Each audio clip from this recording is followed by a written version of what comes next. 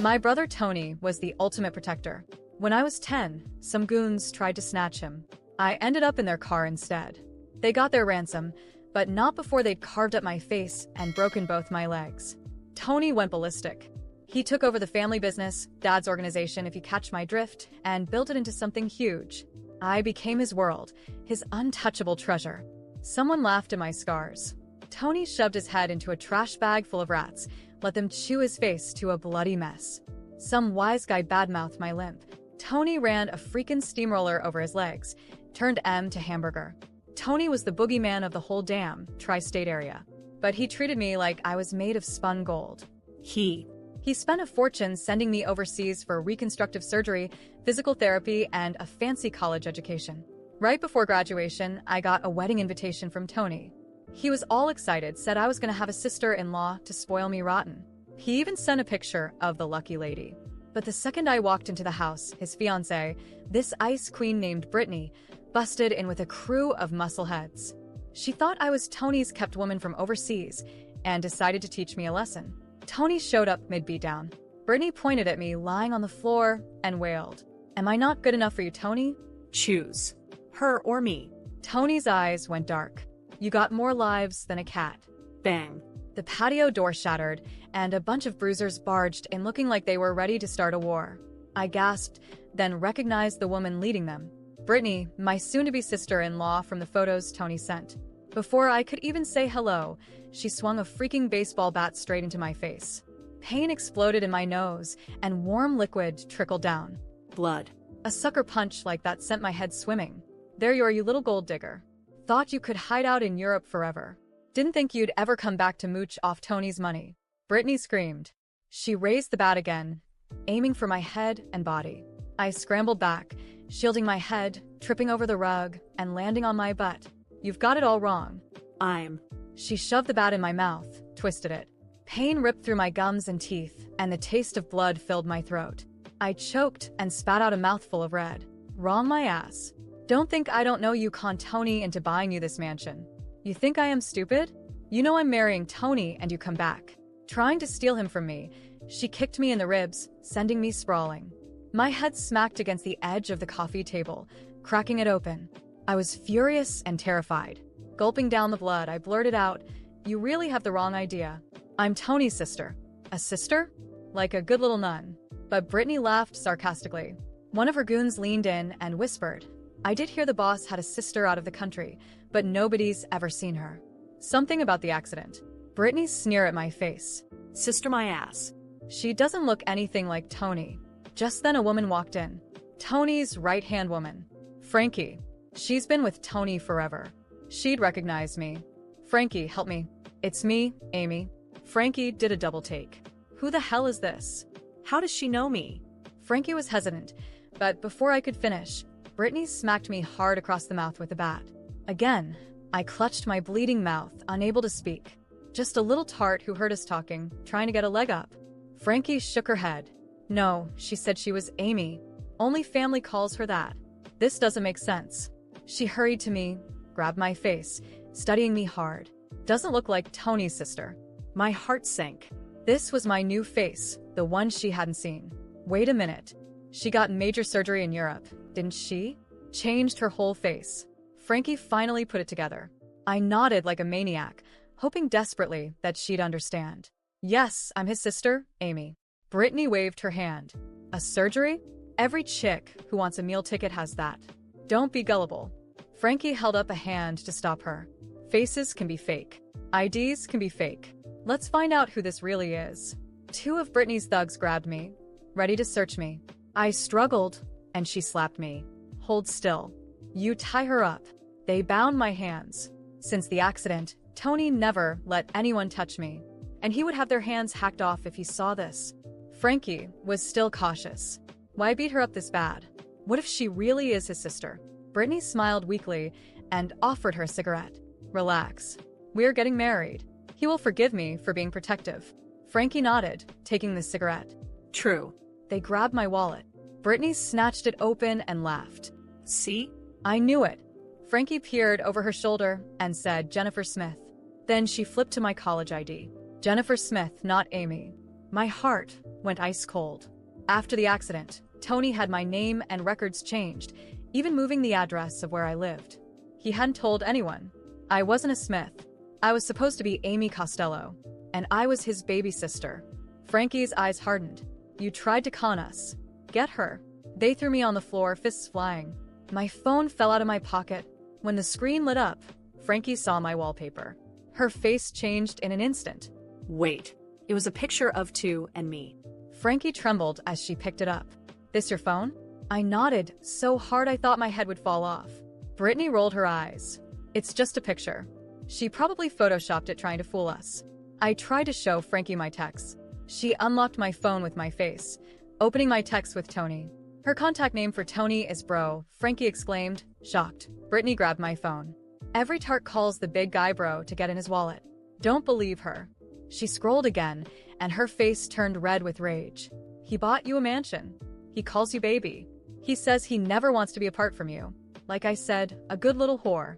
But she doesn't know her place. Tony loved me since the attack. He never wanted me to go overseas again. Ever since, no one touched me. But here I was, being beaten by his fiancée, unable to call for help. My heart broke and I sobbed and Frankie frowned. She's got the princess thing down. Let's double check. Maybe he's nuts about his sister. If this is her, we're screwed. Brittany agreed. Fine. I'll call him. If she is Tony's sister, fine. But if she ain't, her face went ugly. She's gonna regret the day she was born. She ordered her goons to gag me and called Tony. Hey, babe. You said your sister was coming for the wedding. What day is she flying in? I want to get her a present, so I can welcome her. Tony answered. She's flying in tomorrow night. A chill ran down my spine. I changed my flight to surprise Tony. And I was here now. Brittany glared at me. If she hung up, it was over. I bit down on my gag as hard as I could. The goon yelped and let go. Tony, help me. I screamed at the top of my lungs. Brittany's face went white. She kicked me, putting her heel on my mouth. That's just the TV, my love. Amy comes tomorrow night. The phone went dead, and I felt hope fade. Her heel ground into my mouth harder and harder. Bitch trying to screw me. I almost believed you. Her eyes met mine, filled with jealousy. He already decided to marry me, but he still bought you a house. I will make you hurt. She pulled back her leg. The boss always takes care of his women. Since he likes her, let's let her live. You'll be his wife, and he'll pay her money. Frankie agreed. You can be the boss, and he will have some fun. I wanted to curse them. How could they think Tony and I would ever have something beyond a brother and sister? I hated Brittany for thinking that she was everything Tony always warned me about. Once I saw him, I would make him call off the wedding. Brittany saw the rage in my eyes and exploded. You want to mess with me? I will make you hurt.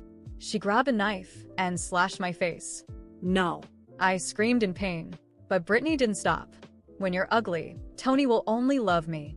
Each cut was like being stabbed in the gut. It took 3 years of surgery to make my face right again. And she was going to ruin it. You're dead. I whispered and Brittany laughed. Screw you, bitch. She sliced my lips and I felt them split open. Brittany pulled back the knife. She stepped back and I heard a voice. Boss, what are you doing here? It was Tony. Tony was here. I struggled to get up, but my legs gave out. Brittany kicked me in the knees with the iron bar, and my legs failed. Frankie panicked, telling her to hide me. If he sees you, he'll kill you. Brittany and the goons dragged me to the kitchen. No sooner had they shut the sliding door than Tony walked in.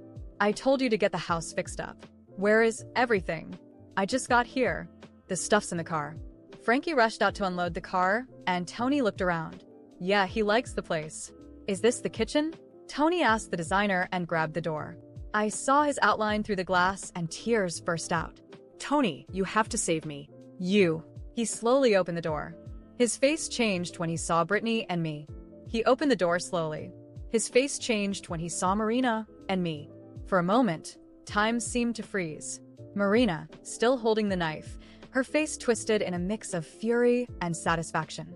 Me, on the floor, my face covered in blood, feeling the cuts burn like fire, my legs useless after the hit with the iron bar. Tony's eyes darkened. What the fuck is this? His voice was low, almost a whisper, but so full of rage that it sent a chill down my spine. Marina immediately dropped the knife as if it burned her and raised her hands in a gesture of false innocence. Tony, baby, this isn't what it looks like. But Tony didn't even glance at her. His eyes were locked on me. I could barely speak. My mouth was swollen, my lips split, my throat filled with blood. I tried to say his name, but all that came out was a weak, broken sound. Frankie and the other thugs stood frozen, unsure whether to run or stay and watch hell unfold. Tony moved forward slowly, each step echoing in the silent kitchen. He knelt beside me, his fingers trembling as he touched my face. Amy? I barely nodded because any movement sent a wave of searing pain through my entire body. Tony closed his eyes for a moment, as if trying to hold something back. When he opened them again, there was no more doubt, only fury. He stood up abruptly, and without warning, his fist crashed into Marina's face. She fell to the floor with a strangled cry, clutching her now bloody mouth. Tony, I don't understand. That bitch tried to fool you. Fool me? Tony's voice was almost gentle, but I knew what that meant. It was the same voice he used before unloading an entire clip into the face of the man who kidnapped me when I was 10. Marina scrambled backward, trying to put distance between them. She said she was your sister, but she didn't look like you. We couldn't take any risks. Tony ran a hand through his hair, taking a deep breath like he was trying to keep himself in check. And that justified this? He asked, tilting his head toward me. Frankie, who had been silent until now, took a hesitant step forward. Boss, we made a mistake. She changed her face after the accident. We didn't know. You didn't know? Tony let out a hollow laugh. So, because you didn't recognize my sister, you decided to beat her half to death? Tony, please, Marina whimpered, tears spilling from her eyes. Shut up, he said, his voice sharp as a blade. Marina sobbed, but no one moved to help her. Frankie looked down. Everyone in the room knew they were screwed. Tony bent down again, lifting me in his arms with more care than I thought possible. My body screamed in protest, and I let out a weak, pained sound. You're gonna be okay, Amy, he murmured, his voice soft, completely at odds with the fury in his eyes. But I wasn't okay. I had never been more broken in my life. Tony gently placed me in a chair. Then he straightened up, scanning the room. Close the door, he ordered. One of his men rushed to obey. Marina started crying harder. Tony, no. Please. But he didn't even flinch. His gaze turned to Frankie. Who else do I need to bury today? Frankie raised her hands, stepping back. Boss, we messed up. Messed up? Tony's voice turned even colder. And what would have happened if I hadn't shown up? Frankie didn't answer. Tony looked back at Marina. You love me, don't you? You wanted to protect me? She nodded frantically. Yes. I just wanted to make sure no one took advantage of you. Tony tilted his head, as if considering her words. Then tell me, Marina. His voice dropped to a whisper. How should I protect myself from you? Marina's sobs turned into desperate screams. Tony, please, I love you. We're getting married. Tony smiled, but his smile was empty. No, we're not. And without hesitation, he pulled out his gun.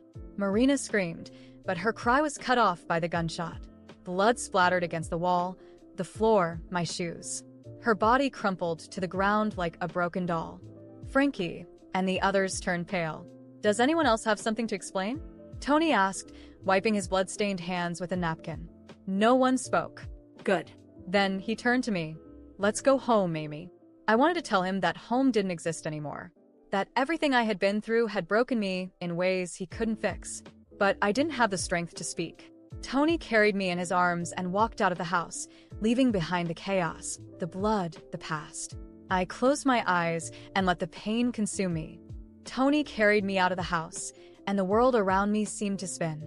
The pain in my face throbbed, my legs were useless, and the metallic taste of blood in my mouth was almost unbearable. But none of that compared to what I felt inside. Rage. Betrayal. Hatred. He placed me in the back seat of the car as carefully as possible, as if I were made of glass. But I wasn't fragile anymore. Not after this. You're going to be okay, Amy, he said, his voice rough, almost like a promise. But how could I be okay? My own sister-in-law had nearly destroyed me, and the only reason I was still breathing was because Tony had arrived in time. What if he had been 5 minutes late? I would have just been another mistake to cover up. Frankie and the thugs stayed behind. I didn't need to ask what Tony would do with them. Anyone who betrayed his trust never got a second chance.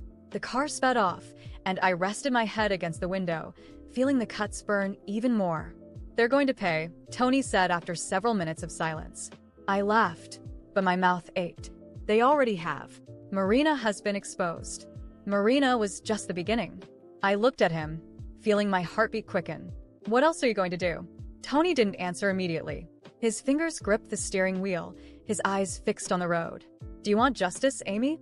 I wanted something bigger. I want everyone who knew about this to suffer. My voice came out cold. Tony smirked. Then you're going to love what I have planned. I should have felt guilty. Any normal person would. But I wasn't a normal person anymore. The following weeks were a blur of recovery and revenge. Tony put me in the best hospital in the city, with top-tier doctors and nurses taking care of me 24/7. But he didn't sit around waiting.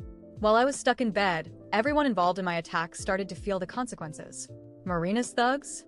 Fired from every job even remotely connected to Tony's organization. None of them could find work anywhere in the city. Anyone who tried to help them received a clear message. If you protect a traitor, you pay for it. Frankie tried to flee the city, but Tony caught her first. I never touched her. Frankie screamed when Tony placed her in front of me. I was still in a wheelchair, but my expression was nothing but pure disdain. But you watched. My voice was low, but filled with contempt. And you doubted me. Tony stood still, waiting for my decision. What do we do with her? He asked. I looked at Frankie, seeing the fear in her eyes. She knew she had no way out. I'm not a monster, Frankie, I said. But you knew what they were doing to me. And you stayed silent. She opened her mouth to beg, but Tony motioned with his head. You're out. No one will ever trust you again. You'll never work in this city again. She turned to Tony, desperate. You can't take everything from me. Tony leaned in slightly. You took everything from my sister. I'd say this is fair. Frankie left, but not before hearing my final words. I hope it was worth it. Days passed, and news of what Marina had done spread. We didn't need to do anything but let her deal with the consequences. Her reputation was ruined. The wedding was officially canceled, and everyone knew why. She tried to fix things, claimed it was all a misunderstanding, but no one wanted to be associated with someone who had attacked the wrong person. And then, when I was finally strong enough to leave the hospital, Tony made sure to give me something special. This is yours, he said, handing me an envelope. I opened it and saw the ownership papers for the mansion. My name was on the document. But you spent years away, Amy. You lost so much. This house, this money, it's not a gift. It's what was always yours. I sighed, holding the document. Tony would never let anyone take anything from me again. And when I finally returned to that house, I found no more ghosts. Marina was gone. The traitors had fallen. And me? I was stronger than ever. No one really knows how much of what Tony said was true. All I know is that none of the people involved that night were ever seen again. No trace of Marina, Frankie, or the thugs who hurt me. It was as if they had vanished into thin air. I asked Tony multiple times what had happened. He never gave me a clear answer. He would just give me that cold, unreadable look and say, "You don't need to know. You just need to know that you're safe now." I was supposed to feel relieved, right? To know that they would never have the chance to hurt me again. But it unsettled me. It felt like a part of my own story had been erased without my control. And Tony became even more protective after that night. At first, I understood. He had almost lost me. Of course, he would be on edge. But what started as concern quickly became suffocating. I couldn't go anywhere without him knowing. There were always bodyguards following me, even when I told him I didn't need them. I couldn't take a taxi alone, travel without his approval, or even go shopping without one of his men lurking nearby like a shadow. I tried to ignore it. I told myself he was just looking out for me. But over time, I realized it was more than that. It was control. And the worst part? It extended to who I let into my life. If I started dating someone, Tony would dig into their entire background, where they lived, who they worked with, if they had any past issues. If he didn't like what he found, and he never liked what he found, those men simply disappeared from my life. At first, I thought it was coincidence. Then I realized the truth. Tony was pushing them away. You deserve better, Amy. They weren't good enough for you. And who decides that? I do. That was the moment I understood. No matter how much time passed, to Tony, I would never stop being his untouchable sister, the little girl he needed to protect from the world. But I wasn't a little girl anymore. I had recovered. I was walking again. My face no longer looked the same, and all I wanted was one thing: to live. But Tony couldn't accept that. And that's when I realized there was no place for me in the life he was trying to build for me. If I wanted freedom, I had to take it for myself. And so I did. It took me months to plan everything. I couldn't just walk away and expect him to accept it. I had to be strategic. So little by little, I started pulling away. I made friends outside his circle, saved money in an account he couldn't track, and when the day came, I left. No messages, no calls, no traces. I simply disappeared. I took a flight to a place where Tony had no influence over my life. For the first few days, he tried to find me. He called endlessly, sent messages, even showed up at my old house. But I wasn't there. He sent his men to track me down, but this time, I was ready. I hid in places he couldn't reach me. And for the first time in his life, Tony had to accept that I was gone. I never hated him. Deep down, I knew he believed he was protecting me. But what he never understood was that protecting me didn't mean locking me up. I just wanted to be free. And now, finally, I was.